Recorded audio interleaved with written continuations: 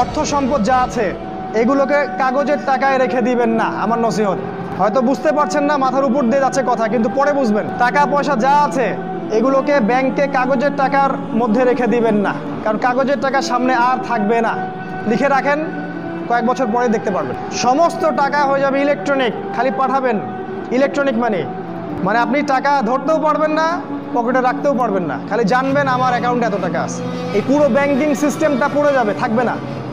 বিশ্বাস না হলে লিখে রাখতে পারেন, এই পুরো ব্যাংকিং সিস্টেম পড়ে যাবে, কাগজের টাকা থাকবে না। কি করবেন তাহলে?